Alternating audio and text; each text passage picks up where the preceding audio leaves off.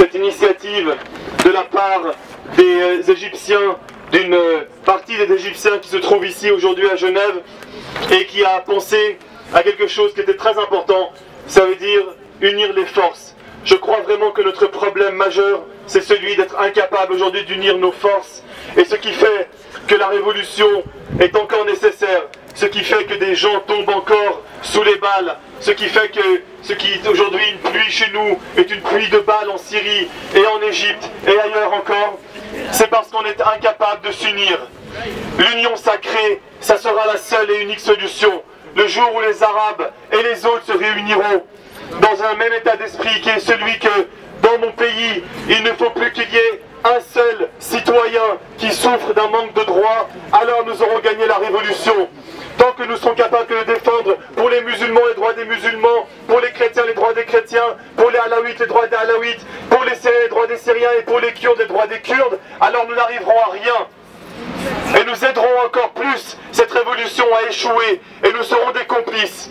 Si nous voulons vraiment trouver une solution, si nous voulons vraiment gagner cette révolution, il faut qu'on soit capable de s'unir au-delà de nos confessions, au-delà de nos origines, au-delà de nos situations économiques, au-delà de notre culture, au-delà de notre égoïsme, de notre égocentrisme.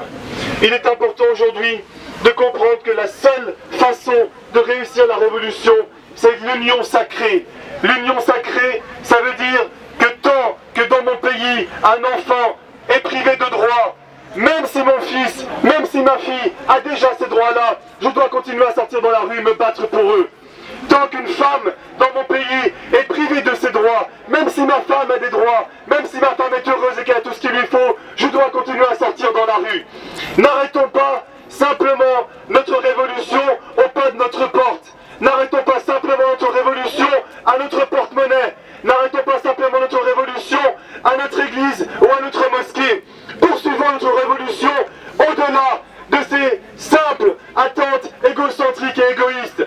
Travaillons à l'universel, travaillons à la paix pour tous, travaillons pour le bien ensemble et le bien vivre ensemble. C'est la seule et unique façon de gagner cette révolution aujourd'hui. Chrétiens, musulmans, arabes, kurdes, égyptiens, syriens et tous les autres, s'il y a un droit aujourd'hui dont quelqu'un est privé, c'est notre devoir.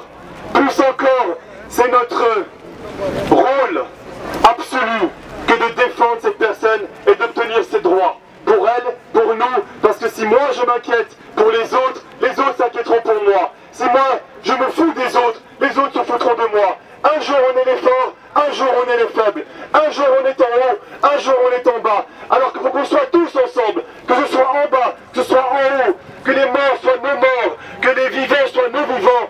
Battons-nous ensemble et ayons une démarche d'union sacrée. Que tous les Syriens viennent se réunir sur la même place, que tous les Égyptiens viennent se réunir sur la même place.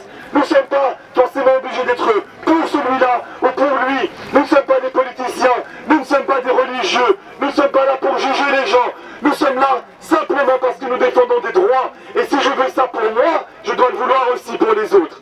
Merci beaucoup, mesdames et messieurs.